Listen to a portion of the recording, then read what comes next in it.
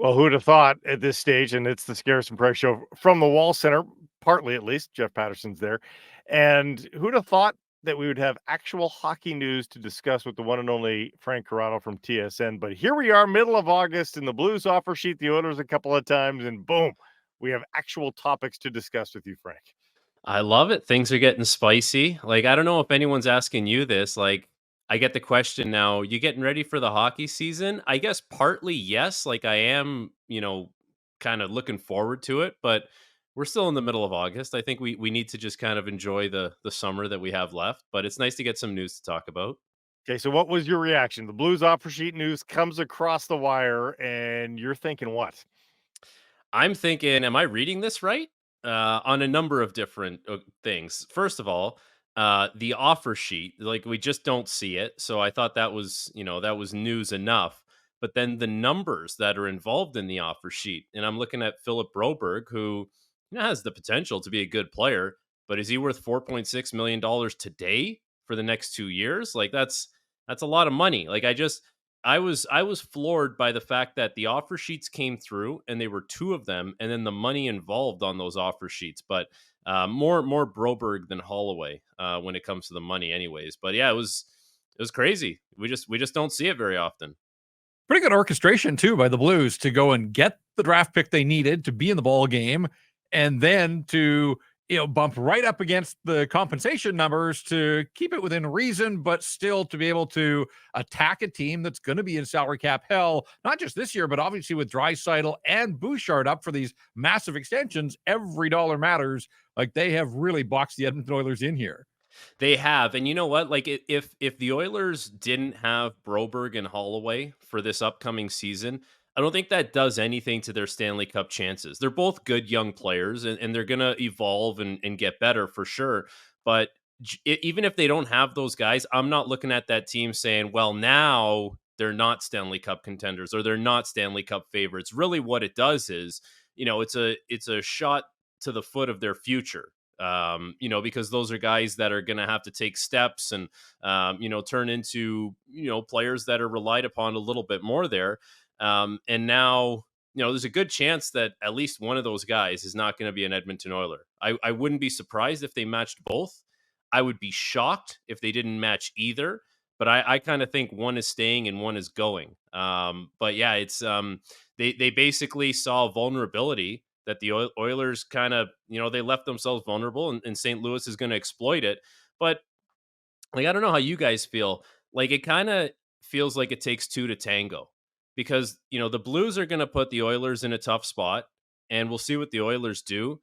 But the Blues, if they win both of these, they're going to have Broberg at $4.6 million. Like, the Holloway at 2.2 is fine. That's, I think he's a good player. I think he's got a lot of upside. That's not that much higher than his contract was expected to be. But like, if you took it like the analytics, the contract projections, like Philip Broberg was a $875,000 player, and essentially now, if St. Louis gets him, they're saying he's better than Rasmus Sandin or Timothy Liljegren, who makes, in the threes, and, go down the list of guys that make $4 million. You're saying Philip Broberg, a guy who played 50 games in the minors last year, and, was used sparingly in the NHL, is better than those guys. Like, yeah, it's, great maneuvering by St. Louis, but if it doesn't work out for you, it'll be another Kotkaniemi, or maybe even worse. I don't know. It's just, there's a risk on their part as well. Just what about the idea of offer sheets in general? And I guess where was Doug Armstrong a bunch of years ago to jack Frank Corrado's salary by 4.5 times? I know, right? Yeah, thanks. That would have been nice. I wouldn't have to accept my qualifying offer two-way. I love that. Like, when you're an RFA and you don't have arbitration rights, like, for those that don't know, basically, if the team wants to play ball with you and give you a one-way or give you a little more money, that's totally up to them. Like, the team can very much just tell you, here's your qualifying offer, show up to camp and chew on it. Like that. And I kind of get the sense that that's what the Oilers, maybe they didn't want to do exactly that in those terms, But the fact that they didn't have anything done would lead me to believe that it was more down that path than the other path of like playing ball with the guys and trying to give them, something close to what other teams would be willing to pay those guys. And that's the risk you take. And we don't see it very often. And really, like the offer sheets that we've seen over the years, like a lot of them have gotten matched. Like the ones that are reasonable have gotten matched. The Kotkaniemi one didn't because it wasn't reasonable, and I think we've seen the results of that in Carolina. That's why I'm interested in the Broberg one because I think Holloway gets matched no problem. You'll figure that one out. It's not like it's easily digestible. I think that's one where this guy now, if he comes back to Edmonton, he's making more than Cody Cece. He's making more than Kulak. Like he's going to have to play with Darnell Nurse essentially. Like it has to be a top 4 guy, probably a top pairing guy in that situation. It's like, is he ready for that? Is he worth that? But that's the, that's where I come back to. It doesn't make Edmonton worse today. It just kind of hurts them a little more down the road if they don't keep those guys.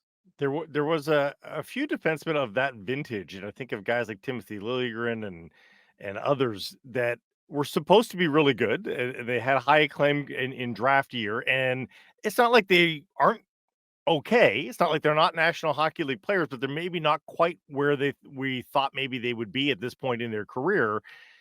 Do you think there's a chance Philip Broberg gets there? Does he live up to the draft day pedigree? There's a chance for sure. But I do remember people saying when he was drafted, it was a little bit of a reach, to get him where they got him. But anyways, you get the player, and listen, he's a tall, smooth skating defenseman. He's got good hands. He's a little on the slender side. And as you guys know, like look at the way the league is kind of going now with the defensemen. Like Big D are at a premium. Guys that are a little more burly. Like he's not that. So he's gonna have to be like he's gonna have a bag of tricks. He's gonna be able to. He's gonna have to be able to skate the puck. Gonna have to be evasive. Gonna have to do all that kind of stuff. And I'm just not quite sure that. Like he still makes a lot of the elementary mistakes. I think that you would like a young defenseman like that to have out of his game. So at $4.6 million playing in a top 4, that's a guy you need to be able to roll out there for 20 minutes a night and know that maybe every 3 games he makes a mistake or every 4 games, and it's not the glaring one every single night or every other night. Like that's the challenge for him. I think when someone has a skill set like he does, there's a chance that he can turn into that player. And I think you look to the fact that Blake, that he has shown signs of that. So if you can just put it together more consistently, like that's kind of between the ears where you can put that together. But it's just I don't think he's there yet. Can he get there? Possibly. But I think in a perfect world, you would have had him for $1 million, $1.5 million the next couple years, kind of still give him the slow burn on his way up and not have to, thrust him into another situation where he's not exactly quite ready for. It's a great philosophical hockey discussion, though, because, Holloway, cheaper, so it's the easier one to match for your current situation if you're the Oilers. But and he's an interesting prospect too. Like, what's the ceiling? Is the ceiling higher for Broberg as a defenseman than it is for Holloway as a winger? But is Holloway more of a sure thing to at least reach that ceiling as opposed to Broberg? I kind of think Holloway is more of a sure thing. Like I think he's a Yeah. little more refined in his game right now, like a little more assertive, a little more confident. Like Holloway flies up and down the ice, like really fast, good hands. And I think the mistakes that maybe Holloway has made, when I watch him play, are lesser than the Broberg ones. But yeah, I think Holloway's, he's knocking on the door a little bit more. And it's funny with these offer sheets that he's the one who's making, significantly less than Broberg, but Broberg just feels like he's a little more raw. And I guess, when you draft a defenseman that high at 23 years old, you would like to see it a little more refined, because if it was, the Oilers wouldn't be in this situation in the first place. He would have been taken care of, he would have been locked up, and you never would have got down this road. I think the fact that like he was available and this was exploited kind of tells you exactly where they think he's at, where he still kind of has to prove it. Whereas Holloway, like, yeah, he has to prove it to a certain degree, but he's an everyday guy, and he's playing and he's contributing probably more than Broberg would have been this upcoming season. Like Holloway would have had a bigger role on the team than Broberg would have this year. To wrap my head around the idea that if the Oilers were to match on Broberg, and you talked about a Darnell Nurse Broberg second pair, $14 million under the new arrangement for those two guys as your second pair.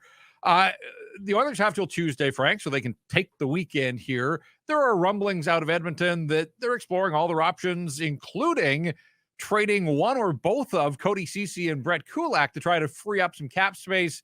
How much of an appetite do you think there is around the league in either one of those defensemen? And will the Oilers have to pay a premium to move those guys just because of the predicament that they're in? See, like, I think there would be an appetite for those guys for some teams. Like Cody Ceci, for whatever you think of him, he's fine. Like he played on a team that just was one win away from winning a Stanley Cup. And I think there's a game in the Vancouver series where he got healthy scratched because he wasn't playing very well. And he came back and he settled in nicely. Like he kind of is what he is. He's that middle pair to bottom pair guy. He's probably not supposed to be playing on the first pair, and he has a lot over the years there in Edmonton, but like he's fine. I think Brett Kulak, when slotted correctly, is also a good player. Like, skates really well, not afraid to get involved in the play. If you don't ask too much from him, I think you're getting your money's worth from Brett Kulak. So if you wanted to get creative and try and find a way to move off of one of those guys, it would probably make more sense for it to be Kulak. But then the thing is, if it's Kulak out and Broberg in, are you better than you were yesterday? Like, is your decor better and more equipped to win a Stanley Cup? I would say no. Like, I still, even if Broberg is on your team, I think CC and Kulak are helping you more now. Now in the future, that probably changes if Broberg continues to get better and he kind of grows into his skill set and he develops. But like that, I would be a little bit cautious about just moving on from those guys just to make the contract work. Now, if you're going to get really creative and you're going to move on from those guys and you're going to sign Broberg to keep him, but then you're going to find a way to bring in another veteran defenseman somehow, some way. I don't see how that's, possible. Then you're probably talking about not taking a step back. But if it's those two guys out or one of those guys out and Broberg again, I think in the immediate right now, you are taking a little bit of a step back. What do you think it means as a player to sign that offer sheet? Do other like again, we went over this on Wednesday's show. The player's an active participant in this process. Does anybody in the room sort of squint and say, "Ah, how dare they sign that? Do they understand it's just business?" Like, we're players on both sides, the two players that are involved and the players that are in the Oilers room. What do they think of all this? I think it's all business. And what's Yeah. funny? Like, teams are allowed to be cutthroat. Teams are allowed to conduct business how they want to. And this is the limited chance that players actually get to be cutthroat and give it back to the teams. And you know what?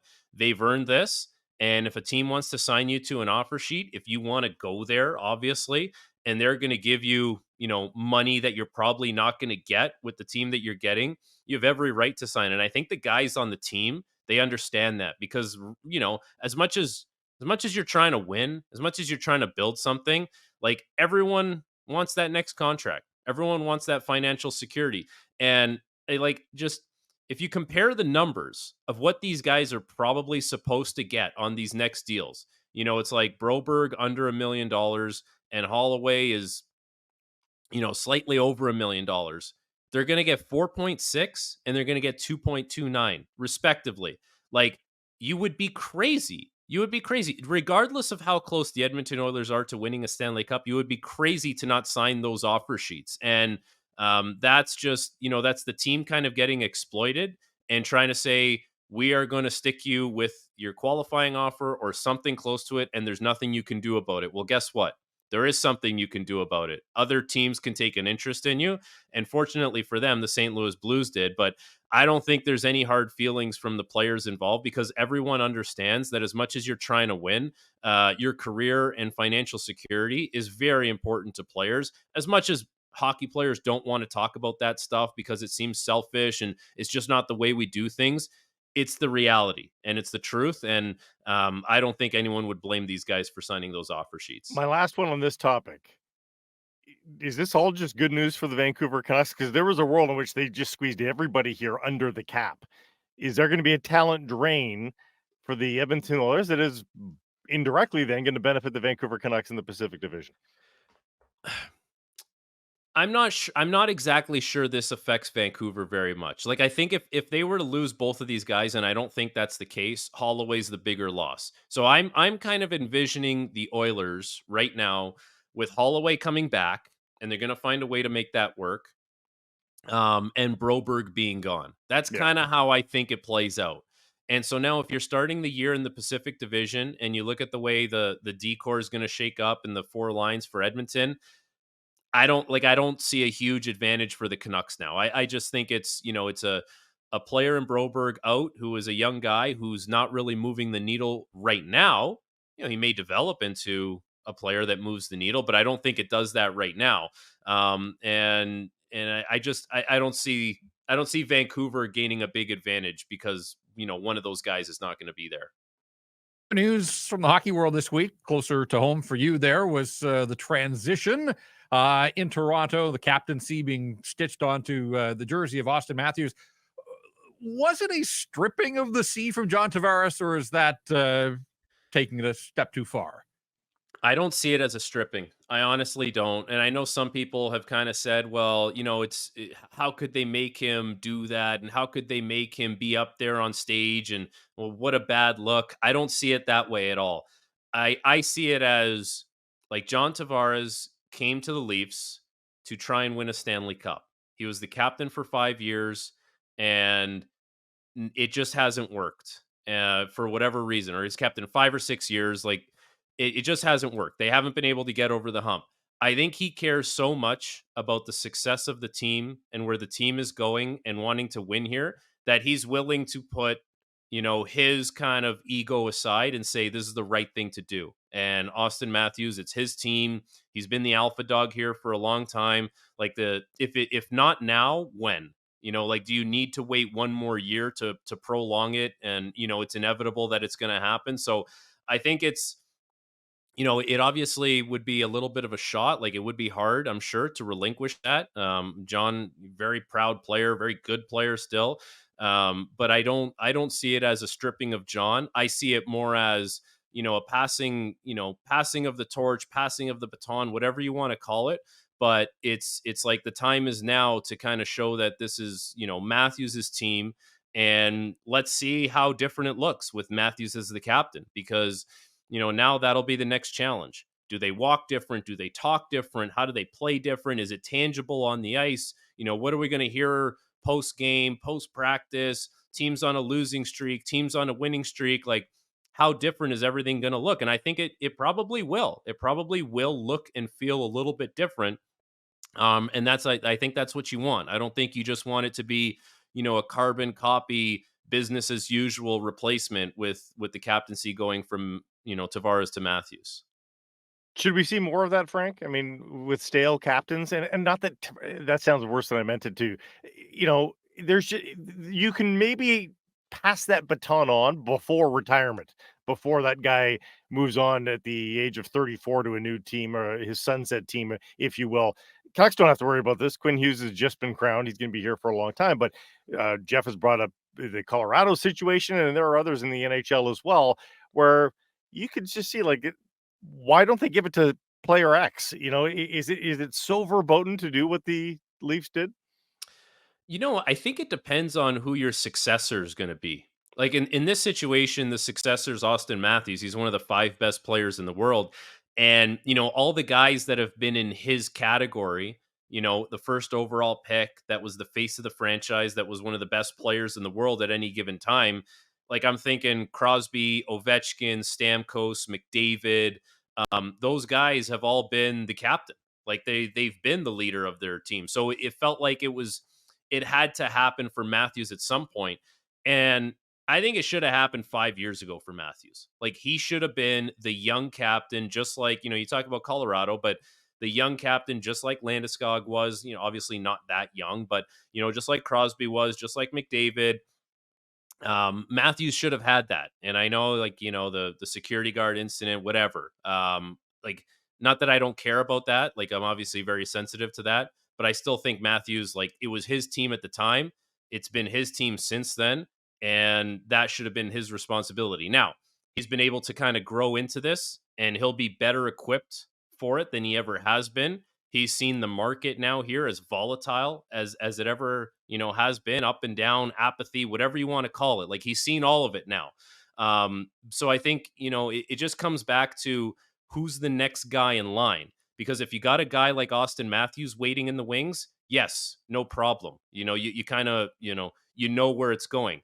If it's, hey, we're just going to do it just to shake things up, so we're going to give it a lateral move, I think that's at the discretion of your franchise, right? Like, do you really need to change that badly? But when it is a situation like this, like the passing of the torch, it does make sense that Austin Matthews was getting it. And I guess in Colorado, we're just kind of waiting on if Landeskog is going to play or not. And I guess once we have that answer, then we'll know if it's going on to the sweater of Nathan McKinnon.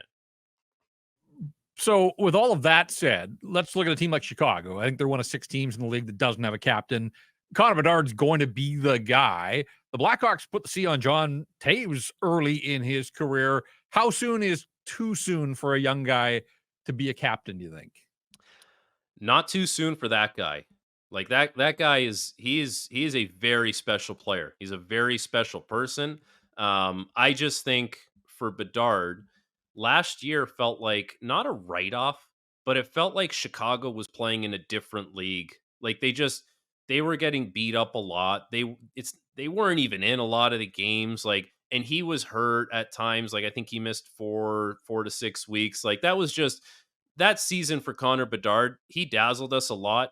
It was a lot about survival too, and getting used to the NHL. So it's too early last year. I think after this year, when you look at that way, the way that team is constructed now, they will be more competitive. They will be in more games. They will win more games. And that should kind of, help facilitate the leadership role for Connor Bedard, because now all of a sudden, you're going into the third period, you're up 2-1, or you're down 2-1, or you're in a game. And it's like, now he gets to kind of show his chops as a young leader on that team.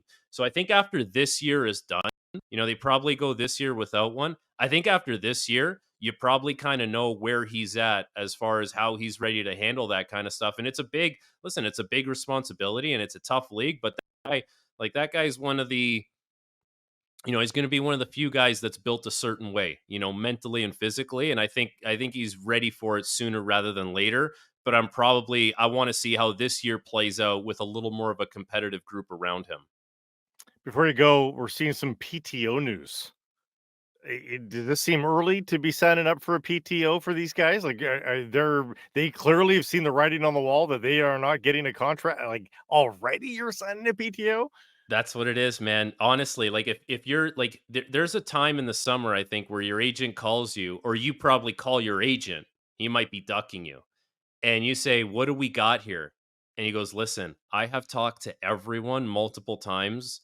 I'm telling you, this is all we have is the PTO." So you know why you commit to it now? Because you can start wrapping your head around it, and it just kind of eliminates the unknown, and you can focus on something. So you are going to this training camp. You can just, it's nice to have that solidified, and not have to worry about, maybe I could go here, maybe I could go there. It just gets your headspace, kind of where it needs to be. But that's, yeah, it seems early, because it feels like you would want to kind of prolong this right into September, right down to the last minute. But in a way, I think it just kind of helps you, wrap your head around where you're going to be and what you need to do in that situation, and gives you a little more time to plan that in your head.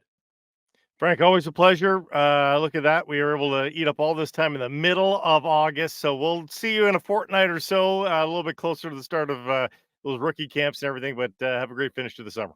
All right, boys. Nice catching up.